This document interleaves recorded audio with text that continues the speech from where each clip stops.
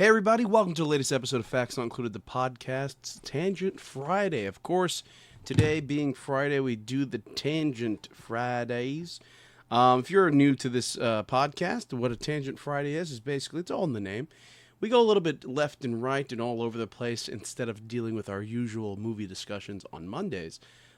On Fridays, we sit down and discuss the latest news or whatever really is going on through our minds and whatever we want to talk about. That's what a Tangent Friday episode is all about. So if you check out Facts Not Included on any of your podcast sites or just on factsnotincluded.com, you're going to check out the really cool episodes that are Tangent Fridays. And I hope you guys enjoyed this one. So without further ado, let's go right into it.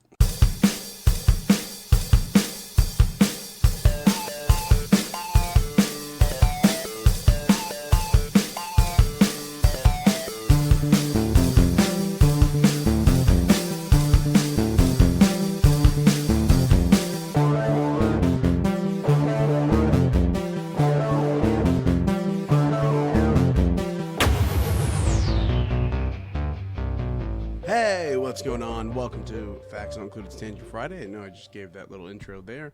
So today's episode, we're going to be sitting down and talking about Regal's latest movie subscription service, kind of like similar to the AMC's A-List, and what MoviePass had going on for themselves for quite a long time.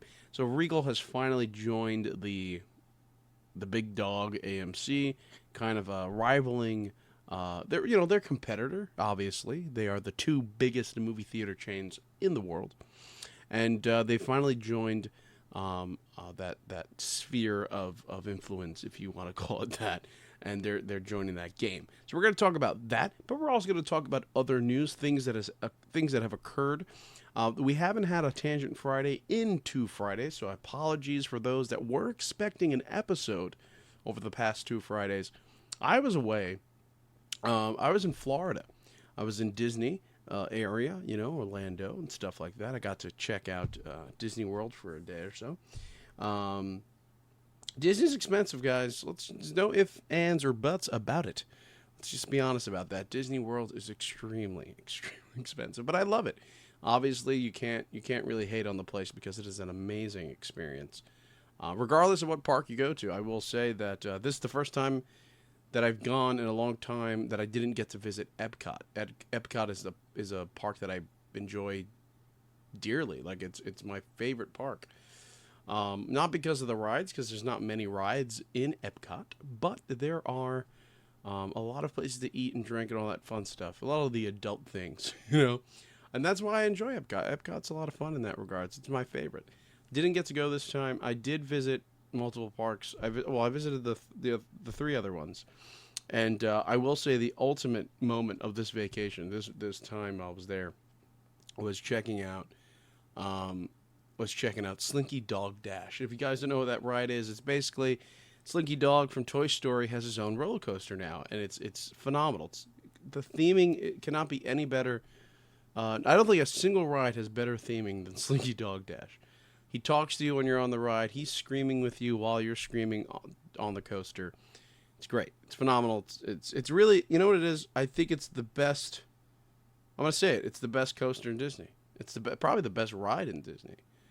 Hands down. I mean, again, I didn't get to do Flight of Passage because I'm not a big screen motion type of person. VR is not my thing. I know it's it's not VR. I mean, it's a glasses thing, but that's not up my alley. So, but yeah, hands down, I think Slinky Dog, man. I think it takes the championship there. It wins the tournament of best rides in Disney. As of right now, we have to see what Rise of the Resistance is going to be like when it opens in December, I think in Disney World, and then January in Disneyland. We shall see. But yeah, I had a great time there. The whole reason we went down to into Florida. Not to get really personal, but my mom hadn't seen a friend in years, many, many, many years, and she went to go down there to surprise her. It was really cool. It was a really cool experience. We got to check out that area of Florida, which is more or less the Miami area. Miami's a lot of fun, a lot of cool things you could do there, obviously. And then we went to Orlando, hung out with some family there, but went to Disney and stuff like that. It was a lot of fun. It was really cool. So, anyway, while I was there, or just about, Comic-Con occurred. Comic-Con, San Diego Comic-Con commenced. Wow, a lot of stuff happened. A lot of stuff was announced and or planned for a certain cinematic universe.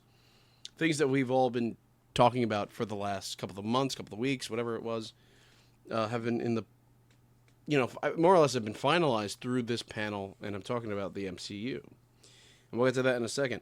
But of course, not at Comic-Con, oddly enough, this year was Warner Brothers, DC specifically.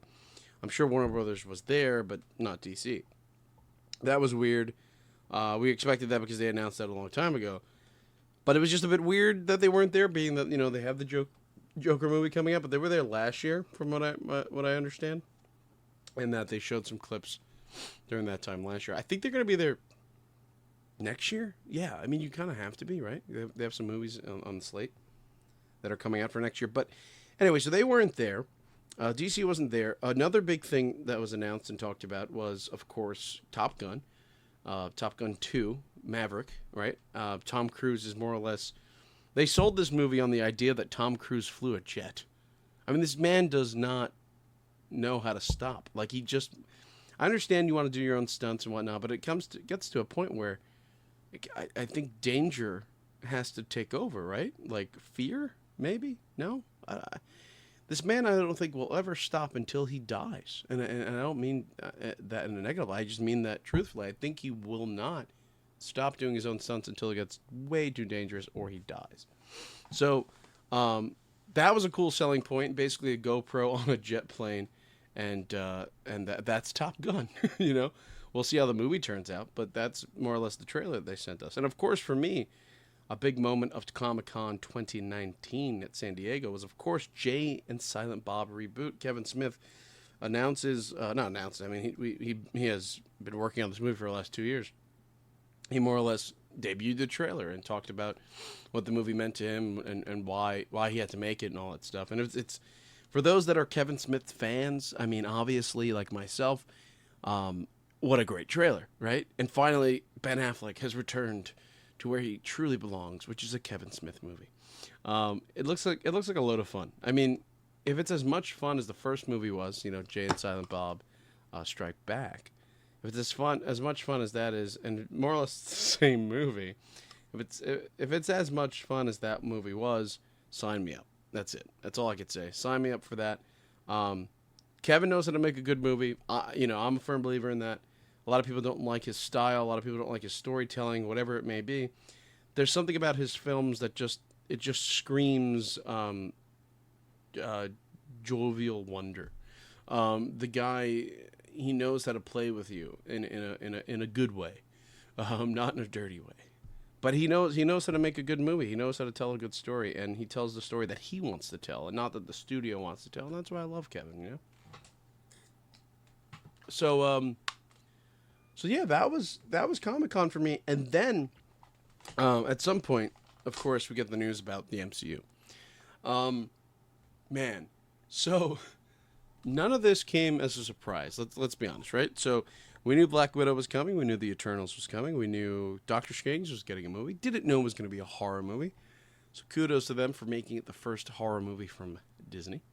In the MCU. Not the first scary movie from Disney.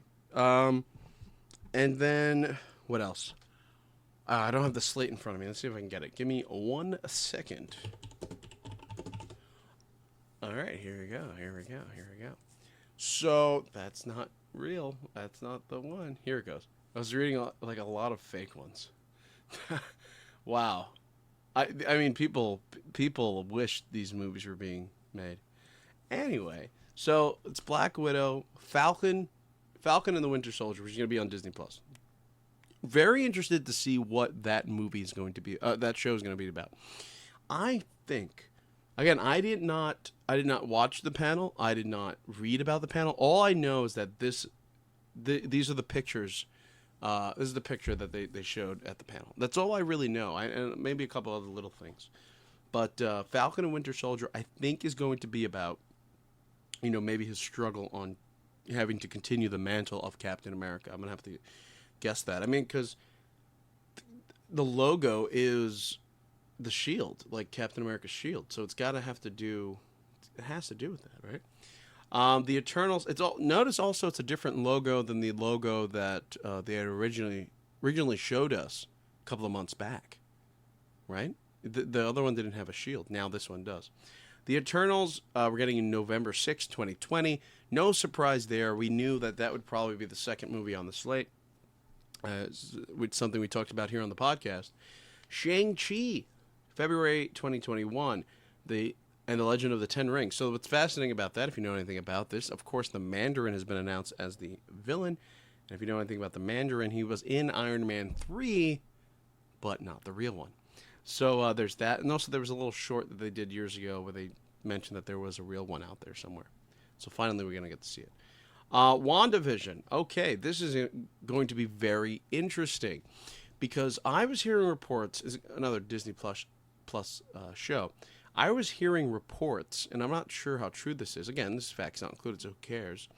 That WandaVision is going to be taking place during Doctor Strange's timeline. I don't know. But then I'm also hearing it's in the 50s, and the font style is very 1950s. The font that you would find on a refrigerator, or on a building somewhere, or on a car. This is the type of font that you would see. So WandaVision is very interesting. The other idea is Vision going to be in the show? If so, how? Because if it's set in the 50s, he wasn't even around. If it's post-snap and all the Endgame stuff, how is he even alive then? Or is it literally her having a vision? You know? Exactly. The fuck knows, man. It's obviously it's going to be something that they're going to explain to us. They don't just make these things and not have a clue about what they're doing. So clearly, I'm not going to worry about that. But I'm just, as a fan, curious. I'm sure maybe they've talked about it. I haven't read into it, and that's where we come in as fans of all this stuff. That's where you head over to factsnotincluded.com and check out the forum page, and let's talk. Let's talk a little bit about what it means. What does all this stuff mean? What is the Loki show going to be about? What is WandaVision going to be about? What is the new movie that I'm going to mention right now, Doctor Strange in the Multiverse of Madness, going to be about? Like, what is that? What does that even mean? Does that confirm that there is a multiverse in the MCU? I mean, it more or less has been confirmed in Doctor Strange itself. They did talk about that a lot, to an extent, I would say, not a lot. But the Multiverse of Madness, what does that coincide with? Is the time travel that has been more or less set in stone now from Endgame going to be used again in any of these upcoming films? Is that something that's going to continue in for the future now in the MCU? Who knows? So next up, spring 2021, you have the Loki show. Of course, this show is going to be dealing with the Loki from 2012 that went backwards in time or forwards in time. Who the hell knows? With the Tesseract. Now, this gives Marvel a very, very how would I put this? A very solid footing, I suppose, with Tom Hiddleston and the character of Loki. They could now use him forever, more or less, because of the fact that now he has a Tesseract, and he was able to go forward or backwards in time, whatever it is that he's doing. You could reintroduce Loki as a villain again, because this is a 2012 Loki, a Loki that is evil, a Loki that is clearly not that he hasn't turned on the tide. He hasn't become an anti-hero. He hasn't become a hero yet, or anything like that. This is pre-Ragnarok Loki. This is pre-Endgame. This is pre-Infinity War Loki. This is pre all the moments where he started to look a little nicer and a little bit more of a good guy. This is all pre that, man. This is all before those events, and I think that they're going to use that to their advantage. I think the idea that Loki is still an evil son of a bitch, I think they're going to use that to their advantage and maybe have him as the focal point of another film going forward. Hiddleston's young. He's still involved. Thor is still being made, and that's a movie we're going to talk about in a second. So who knows, man?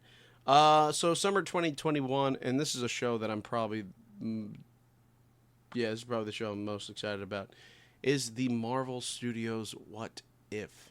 So if you're familiar with the What If series from way back in the day, it's a series more or less that the continuity stuff that was going on, just like in the MCU, there's stuff that's all connected. Those were their own stories, and then the what if stuff was hypothetically. This might have been one, but I'm just going to create one. What if Venom was Spider-Man, or something like that, or what if Ant-Man, what if Ant-Man was always Ant-Man, like he was always tiny, stupid stuff like that. So I wonder what are the what ifs that they're going to create. Like, what if there was a what if Thanos never got the gauntlet, and what if it was Loki? Things like that. I'm sure they could do something like that. And being that they're all connected in a sense to the Marvel Cinematic Universe, though not canonically, what I mean is they're going to probably use the same actors, This might be where they could reintroduce Robert Downey Jr. again and bring him back for a what if episode or something with Iron Man. Like, what if Tony Stark was Captain America, or vice versa, These are just things that they could play around with. Who knows? Anyway, so the next thing is fall 2021, and that's Hawkeye. Hawkeye is going to be a TV show where, of course, Hawkeye is going to be the lead. What does it entail? I have no idea. What I think they're going to do, I think this is where they introduce his daughter as, God, what is the character's name? I'm going to do that real quick. Kate Bishop. She plays Hawkeye. So, is this going to be a show that focuses on her and him handing over the mantle to her? Wow, that would be pretty cool. I mean, the logo is of Hawkeye, as Hawkeye. This is her logo, I think. I don't think his logo looks like that. Like his, and when I'm looking up Hawkeye, I see the logo that's being used for her. So maybe this is her show, man. This is where she gets introduced as Lady Hawkeye, or whatever you want to call her. So there's that. And then last but not least is, of course, November 5th, 2021. Thor, Love and Thunder. Ooh, what is that going to be about? I think with that, obviously we've been hearing that Natalie Portman's returning. Of course, she's going to play Lady Thor. And I don't know much about the Lady Thor series. I haven't read it yet. But if I'm going to say anything about that is, wow, let's do it. No, I don't know.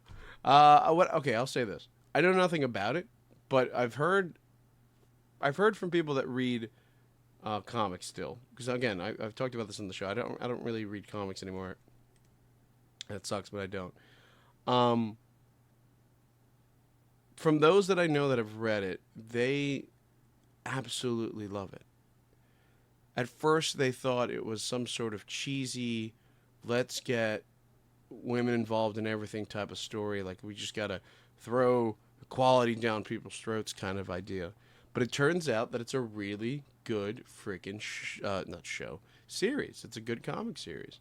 And so if that's true, then more than welcome to have it involved in the MCU. So let's give it a go at that. Also, who knows? Beta Ray Bill might be involved in here too. Maybe not. I don't know. That'd be awesome, So who knows, man? So that's the MCU stuff. The reason, again, I don't have a lot of information on this, so I can't really get into it. So sorry for not diving deep into it and getting all analytical and all this stuff. But I think they're playing it. They're playing it not safe with Phase 4, and I think for good reason. Because I think they know that they have an audience that is already invested, and they've, 12 years of the MCU? Started in 2008, so 2008? Yeah, 11 years of the MCU, and now going to be 20, starting in May or whatever. So, what am I saying? Yeah, no, 12. Oh God, I'm so stupid. I don't know what I'm saying anymore. I'm sorry. Apologies for that. I should probably cut that out, but I'm probably not going to cut it out. Anyway, so it's been a long time. 12 years is going to be since the MCU has been around, and they have a fan base that is so invested that'll take anything at this point. But then you got the casual fans, and that's where this gets confusing, because you got to remember, not every fan that watches a movie out there is like you and me. You know, not everybody knows who a Black Widow is, though they've seen the movies. They don't know really who she is. They don't maybe want to see a movie about the Eternals. Like, most of us don't even know what the Eternals is. First of all, the Eternals is a very short series made by Marvel way back in the day that I don't think many people even read then. It's not like, see, Guardians was risky, but also Guardians has continued to this day and has been something that they've always added to. And there's thousands, okay, not thousands, I'm exaggerating, but there's a lot of members of the Guardians of the Galaxy other than the people that we see in the films. But the Eternals is something that was short-lived. I don't think they've touched it much since. I might be wrong, but it was pretty small. And so it's a bit risky to get that movie made for the MCU, though it's the MCU. It may not be, it may be, who knows? And I think that is why. The cast in the Eternals is such. It's a cast that is filled with recognizable names. I'll just put it at that. That's why you have Angelina Jolie. That is why you have Salma Hayek. Or Salma Hayek? Yeah. That is why you have the names that you have, because these people are recognizable to not just the casual fan base. And you need that. You need a cast like that, you know? So anyway, kudos to the MCU. You guys are doing a great job. What can I say? So let's move on to the main topic of today's episode. And that, of course, is Regal coming out with a movie subscription service that no one, okay, I'm going to be honest. As someone who loves these things, someone who follows the news of movie subscription services, I didn't know they were doing this anytime soon. Now, it's called Regal Unlimited. It's called Regal Unlimited Movie Subscription Pass, right? So you have several tiers, several options. Now, again, like, I'm going to be honest. When they announced this, I think it was just a few days ago, right? I don't think, again, not going to lie, I do not think I heard anything about this going into the day that it was released or announced.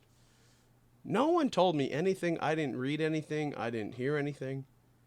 And so it blew me by surprise. I thought they were going to wait a little bit and maybe like tease it a bit, like coming soon, Regal Unlimited. Remind you, I haven't been in a Regal theater in a long time, so like I don't know. Maybe they have been teasing it in the Regal theaters. Let us know in the comment section below. Were they teasing this in theaters? Because I don't know. Let us know on Twitter or email us at factsnotincluded@gmail.com. And what are your thoughts on the Regal Unlimited card? Let us know also. Head over to factsnotincluded.com /forum, or just click the forum name on factsnotincluded.com. Let's start a discussion about that, because I'm really curious. Do you like the idea? And I'm going to get into what the idea is and what it is.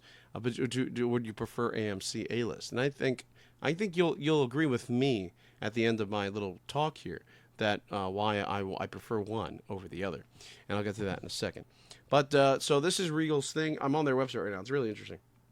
It's totally unlimited movies have arrived. Regal Unlimited program. The details are below. So with an annual Regal Unlimited movie subscription pass, you can watch as many movies as you want, as many times as you want, whenever you want, wherever you want. That's a lot of you wants. Anyway, plus, get advance tickets as soon as they go on sale. Enjoy 10% off all food and non-alcoholic beverages in the theater. Plus, enjoy many Regal Crown Club benefits. So what they want you to do to join is you download the free Regal app, you click the Unlimited banner, and pay in full or month to month by debit or credit card. Now, here's the thing, though. I've heard from a lot of people that they're making you stay for a year first. You have to buy into the year program first. I don't know how true that is. I haven't tried to join. But that's what I'm hearing from a lot of individuals. They're making you do 12 months first, and you can't get out of it. But I don't know if that's true. If that's true, then fuck that. Come on, that's not cool. Anyway, if that's true, not too cool. But here's the thing. Here's the catch. And here's the part that kind of irks me a little bit. $18 a month plus tax. So depending on the state you live in, it's going to be a little bit more. It might be around the same as 18. But that gives you many theaters, which means watch unlimited movies at more than 200 select theaters nationwide that are, Regal theaters. If you do the Regal Unlimited Plus, it's $21 a month plus tax, which means this expands your options to include more than 400 theaters, which means from 200 now it's at 400 theaters. Now, if you do the Regal Unlimited All Access, that is $23.50 a month plus tax, and you get all Regal theaters across the United States for that one price.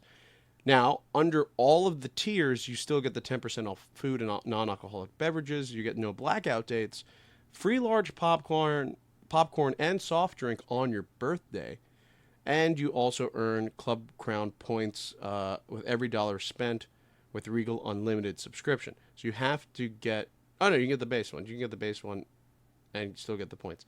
And also, you'll be the first to see it, a movie with Regal Unlimited screenings. So that's really awesome. So people that are in the subscription service... Sorry, I have a really hard... I don't know why I have a hard time saying that word. Anyway, if you are subscribed, you get screenings, free screenings. That's pretty awesome. It's pretty dope. So, okay.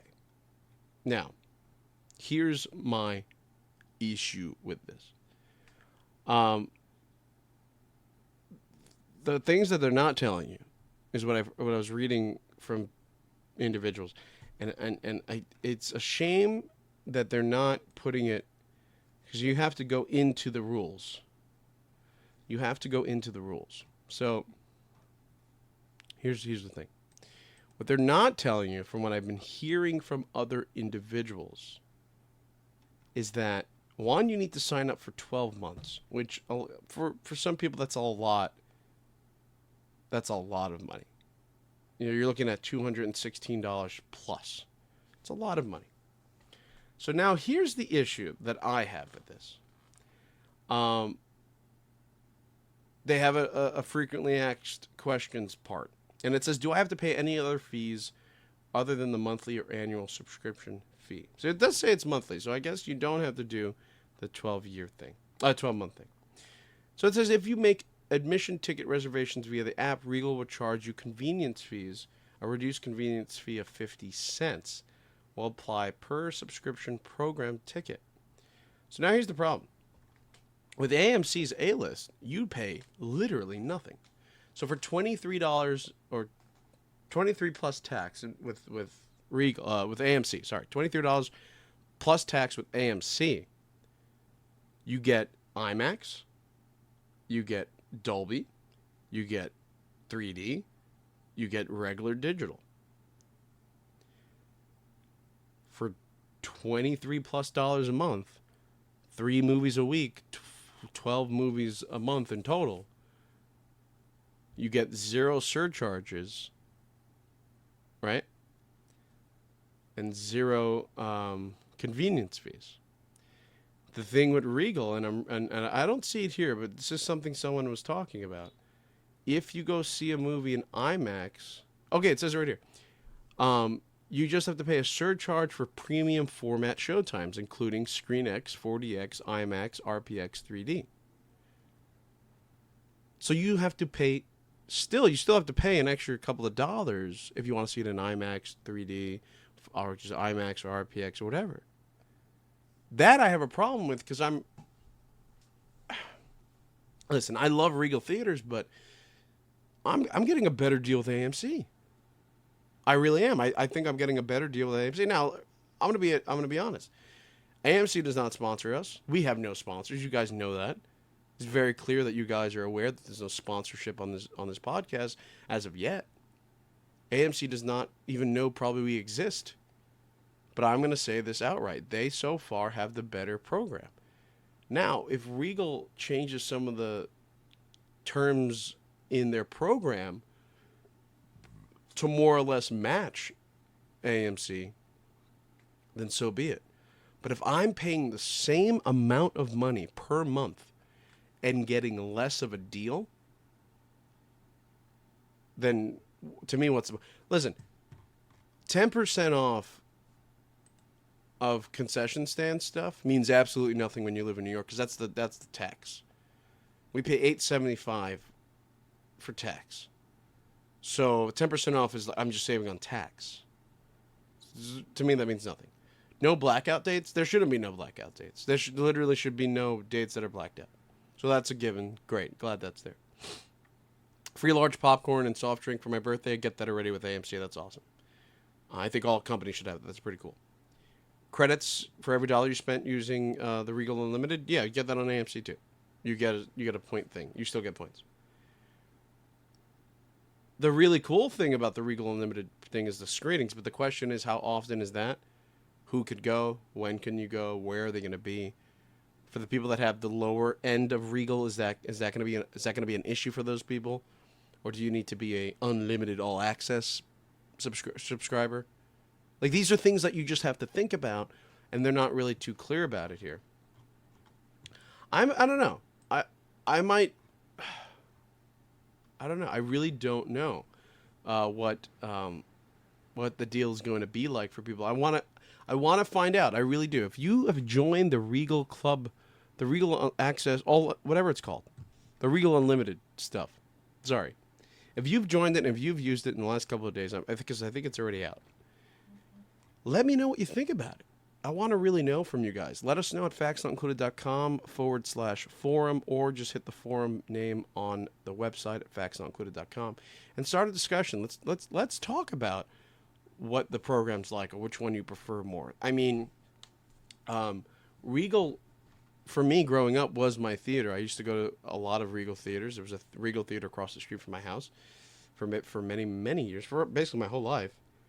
But ever since the AMC A-list came out, that's all I've been using, and I haven't visited a Regal in a very long time because of that fact. I mean, we live in a day and age now where subscription services are part of the package, and with as many movies as I try to go see every year, a subscription service like that is something I need. It's something that I literally need, because I'll be bankrupt if I didn't have that, and so. Regal, you need to step up your game, guys. I respect you guys. I think you're one of the best. I think you're a better. To be honest, I think the experience at Regal sometimes is sometimes superb. It's superior to AMC sometimes, but with this subscription service, you're gonna, and maybe that's why they're charging a certain price tag for it, because they know they're better or something. I don't know. I don't know, but at the end of the day, you just have to. I don't know. You just have to figure it out, guys. I think you could be better than this. Now, don't get me wrong. I don't think they're robbing people of their money. I think on paper it's a great program. But if this was the first program to come out, besides MoviePass or AMC or Cinemia, I'd be right on 100%. But being that AMC has been out for 6, 7, 8 months now, and has been very successful, and has been used by me since day one, or a month after day one, whatever. And I've used it continuously, basically almost every other day. And I have yet to have an issue with it. I've yet to have a problem with it, other than AMC's app is a pain in the ass because it doesn't work half the time. But if Regal came out with the first subscription service in regards to going to the theater like this, 100% right on, best program out there. But being that AMC beat them to the race, and it is a better program on paper at least, and so far for me at least in person as well, then I think Regal's going to need to do they're going to need to do something else than just what they're offering right now. I don't know what that's going to be, and I don't know when they're going to do that, and whatever. But I think they need to sit down, figure that out. Because it's really interesting that they came in offering it at the same price. Because again, who knows where those 200 theaters are for $18 a month? Maybe for some people that is the perfect subscription service for $18 a month. Because remember, you're getting the same thing in each tier other than just the amount of theaters. You know? So maybe it is a better program. But for some people, they're going to need to spend that 23 and change per month. Because maybe the nearest Regal to them is not that one that's on that list. It's on the bigger list. You know? And that sucks, but that might be the case. That really might be the case. So let us know in the comment section on factsnotincluded.com and wherever else you want to let us know. And we'll talk about your answers next time on the podcast. I have been Peter Cabranes, and this has been Facts Not Included Tangent Friday. We had a blast here today. I really hope you enjoyed this episode. Don't forget, again, to check out our website. Hit us up on Twitter. And also, don't forget to email us at factsnotincluded@gmail.com with any topics or discussions. We'll give you credit, of course. We'll mention you on the podcast. If you do have a topic that you want to discuss, again, just let us know. Hope you guys enjoy this episode. See you guys on Monday, where we're going to be talking about Once Upon a Time in Hollywood and maybe even The Lion King. But, yeah, Once Upon a Time in Hollywood for sure is going to be on Monday. We'll see you guys real soon. Bye-bye.